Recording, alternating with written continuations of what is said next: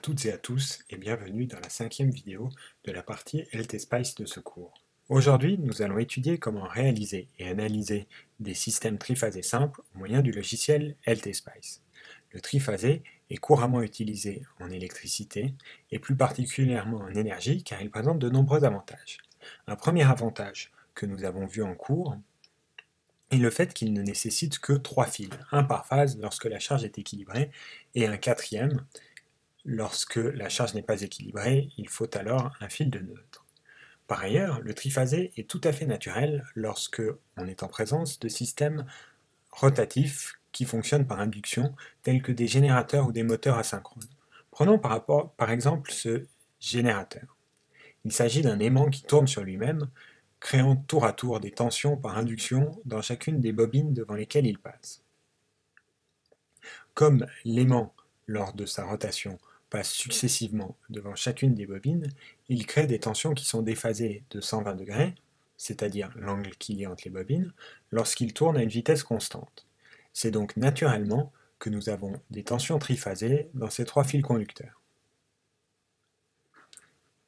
Si on représente le courant triphasé sous forme de phaseur complexe, on voit facilement le déphasage de 120 degrés entre les tensions. Si on laisse évoluer ces phaseurs dans le temps, on constate en prenant leur sinus que les tensions qui sont créées sont effectivement déphasées de 120 degrés l'une par rapport à l'autre, avec une amplitude de crête égale à la norme du phaseur complexe.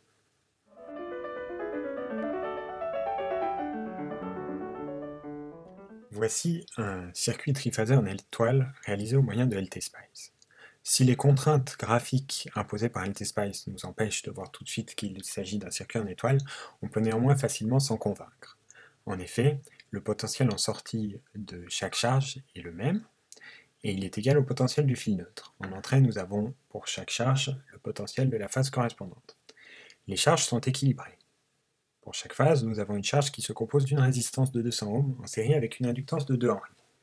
Cette valeur de 2 Henry peut vous paraître beaucoup par rapport par exemple à votre cours d'électronique où vous travaillez plutôt avec des inductances en milli, micro, voire nano Henry, mais ceci est lié au fait qu'en énergie, on utilise des fréquences très basses, ici 50 Hz, qui est la fréquence du réseau en Europe, qui serait de 60 Hz aux États-Unis par exemple, mais ces fréquences basses font que si on veut avoir une impédance significative correspondant à cette inductance, il nous faut une valeur d'inductance très grande. En effet, la valeur de l'impédance reliée à une inductance est proportionnelle à la fréquence.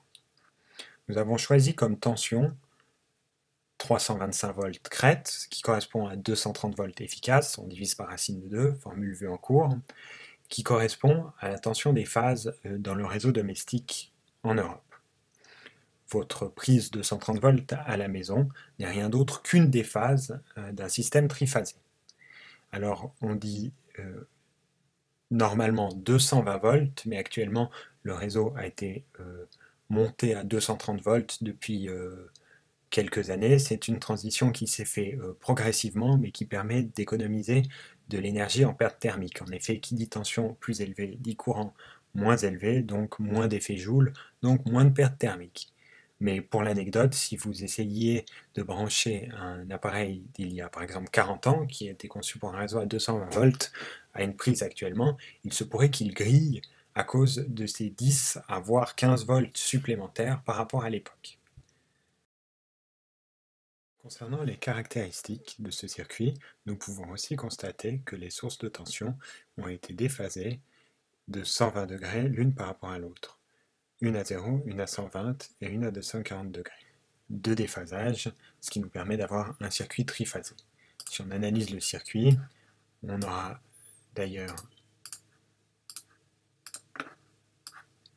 des tensions triphasées comme on s'y attend.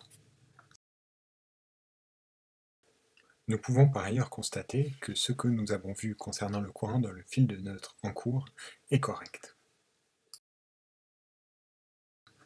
En effet, si on fait la somme des courants dans L1, dans L2 et dans L3, donc les courants dans chaque phase, et que on les somme,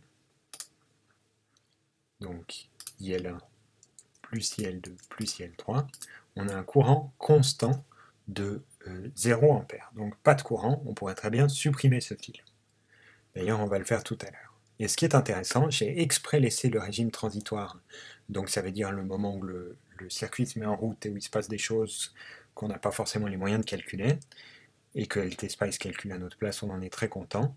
Même pendant ce régime transitoire, la somme des courants est de 0 ampère. C'est vraiment quelque chose, nous l'avons démontré théoriquement, et c'est vraiment vrai tout le temps. Et d'ailleurs, si ici, je supprime ce fil de neutre, voilà, nous allons couper ce fil, et ben, on peut refaire l'analyse, et il se passe exactement la même chose. Essayons maintenant de remettre le fil de neutre pour pouvoir déséquilibrer la charge. Ici, j'ai mis 3 Henri au lieu de 2 Henri, et ici, 100 ohms au lieu de 200. Si je réalise la même analyse, avec les 3 courants de phase puis leur somme, je réalise qu'elle n'est ni constante ni nulle, cette somme ici, en turquoise. Ainsi, un système déséquilibré a besoin d'un quatrième fil. Dans le réseau domestique, il y a un transformateur de quartier qui s'occupe de maintenir les charges en permanence équilibrées afin que sur le réseau principal, nous n'ayons besoin de plus que 3 fils. Nous allons maintenant montrer quelques autres résultats du cours au moyen de la simulation LTSpice. Je vais d'abord montrer un résultat assez simple mais important, qui est que les tensions de chaque phase, lorsqu'on les somme, ça nous donne 0 volts, ce qui est un principe de base du triphasé. Alors si je prends ces 3 tensions qui, on l'a vu, sont des phasés chaque fois de 120 degrés, et que je les somme,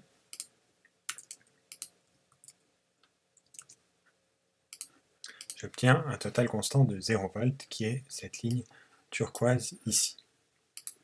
Je peux aussi constater que la tension de ligne, c'est-à-dire la différence entre la tension d'une phase et la tension d'une autre phase, est égale à racine de 3 fois la tension de phase, c'est-à-dire la tension aux bornes de cette charge.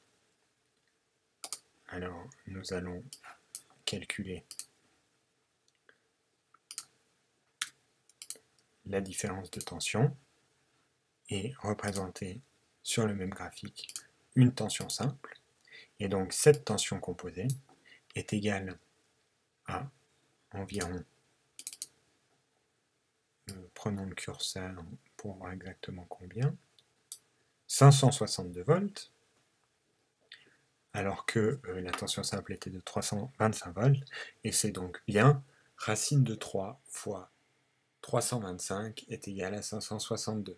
On peut par ailleurs constater que ces 562 volts crête correspondent à une tension efficace d'environ 400 volts. C'est par exemple les tensions utilisées par un certain nombre des fours et des machines à laver.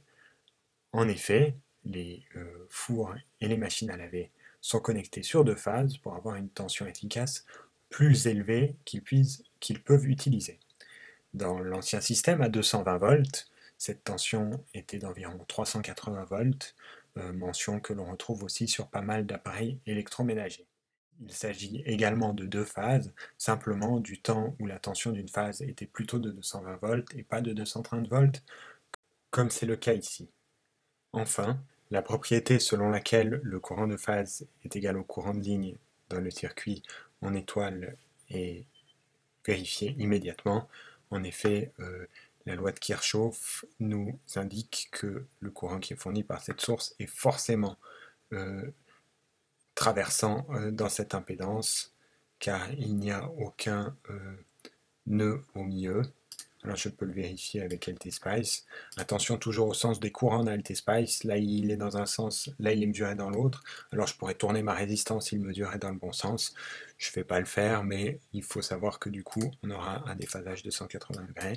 C'est bien ce qu'on a là. Cette propriété est immédiate pour le circuit en étoile.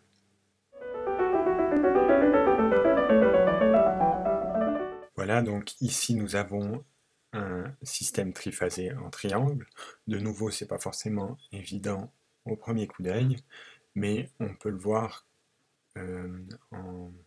en nommant les nœuds avec des noms astucieux, c'est-à-dire que l'entrée de la première charge est égale à la sortie de la troisième charge, l'entrée de la deuxième et la sortie de la première, l'entrée de la troisième et la sortie de la deuxième. C'est bien la définition d'un système triphasé en triangle.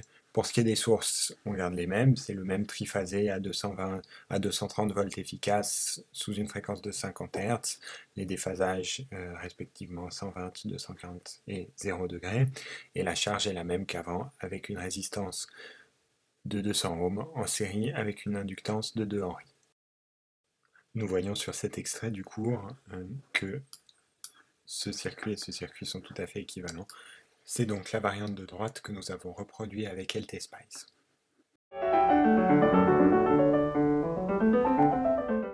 On peut vérifier facilement la propriété nous indiquant que les tensions de ligne sont égales aux tensions de phase, même sans LTSpice. En effet, pour mesurer ma tension de ligne, c'est-à-dire la différence entre deux phases, je dois prendre la tension à ce nœud-là moins la tension à ce nœud-là, c'est-à-dire celle-là moins celle-ci. Et on voit qu'aux bornes de l'impédance, c'est exactement la même chose que l'on mesure, car l'impédance est placée entre ce nœud-là et ce nœud-là, c'est-à-dire entre les mêmes nœuds, et on voit que cette tension est égale à la tension de ligne que l'on avait dans le circuit en triangle, c'est-à-dire 562 volts, c'est-à-dire les 325 volts crête de tout à l'heure, multipliés par la racine de 3. La propriété ici indiquant que le courant de ligne est égal à racine de 3 fois le courant de phase dans un système en triangle n'est pas aussi immédiatement vérifiée. On peut néanmoins mesurer cela avec LTSpice. J'ai mesuré ici le courant dans R1. On va agrandir pour qu'on voie un peu mieux. Et le courant qui sort de V1 divisé par la racine de 3. De nouveau, on a le même problème du sens des courants qui nous crée cette opposition de phase pas très sympathique, mais on voit qu'on a affaire tout à fait au même courant avec un ajustement de racine de 3 en amplitude. Quelque chose qui est peut-être intéressant de remarquer, c'est que cette relation-là, c'est-à-dire des tensions dans un système en triangle, et cette relation-là, c'est-à-dire des courants dans un système en étoile, sont valables que la charge soit équilibrée ou qu'elle ne le soit pas. En revanche, ces relations-là et là, c'est-à-dire la tension dans le système en étoile et le courant dans le système en triangle, demandent une charge équilibrée pour être vrai en général. Alors on peut peut-être rapidement le vérifier. Je vais déséquilibrer ma charge ici par exemple, en changeant la valeur de la résistance et de l'inductance, et réeffectuer l'analyse, et on voit qu'effectivement je n'ai plus les mêmes valeurs. En revanche, on voit tout de suite que la relation concernant la tension va être encore vraie. Je ne peux même pas vous le montrer avec LTSpice parce que dans tous les cas, je mettrai ma sonde au même nœud pour mesurer la tension de ligne et la tension de phase. Donc j'aurai évidemment le même résultat, c'est-à-dire que il y a ces relations ici et là qui découlent immédiatement des lois les plus fondamentales des circuits. Ça, on a dû faire un peu de démonstration pour le trouver, et la démonstration ne tient plus si la charge n'est pas équilibrée.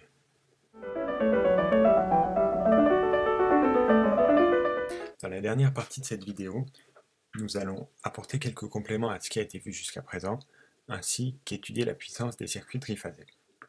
Vous pouvez voir que j'ai apporté quelques compléments à ce circuit triphasé en triangle dont nous nous étions déjà occupés tout à l'heure.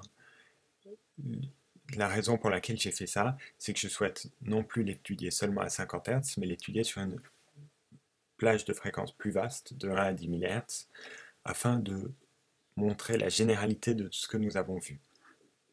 Alors, pour faire cela, je dois bien sûr modifier la source de tension et la régler pour pouvoir l'utiliser avec la commande .AC. J'utilise l'amplitude AC de 325 et la phase de 0, respectivement 120, respectivement 240.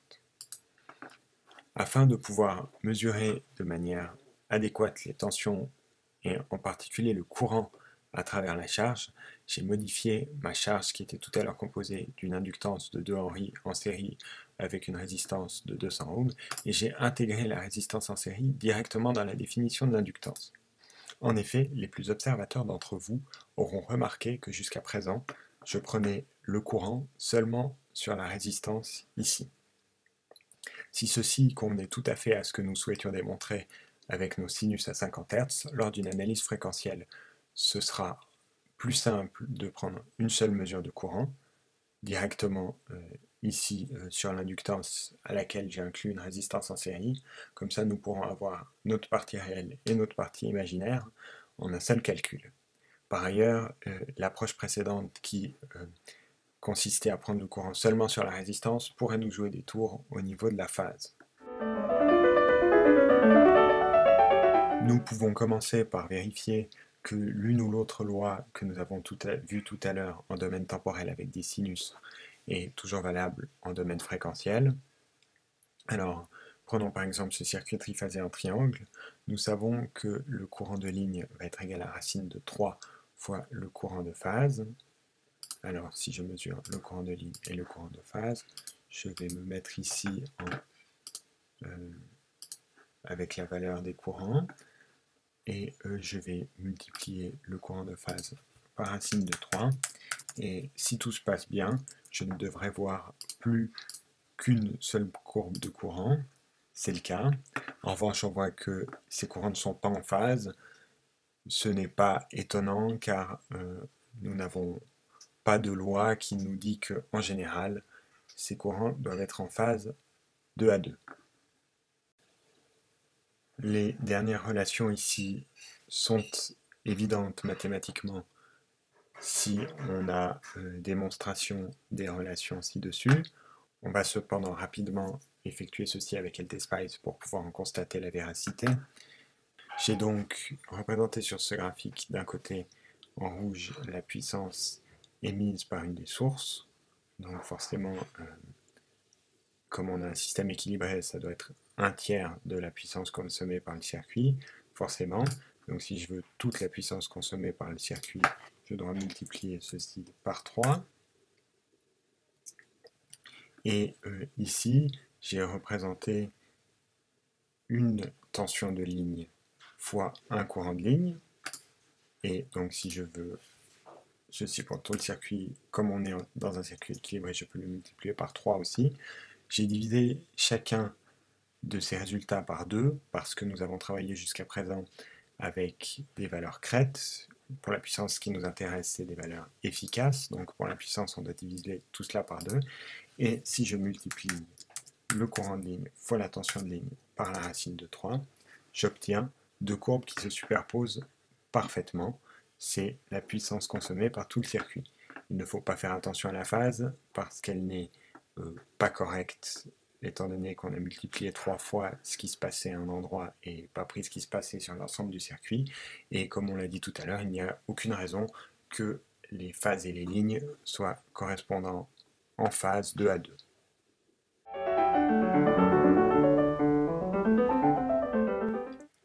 Voilà, nous arrivons au terme de cette vidéo. Je vous remercie de votre attention.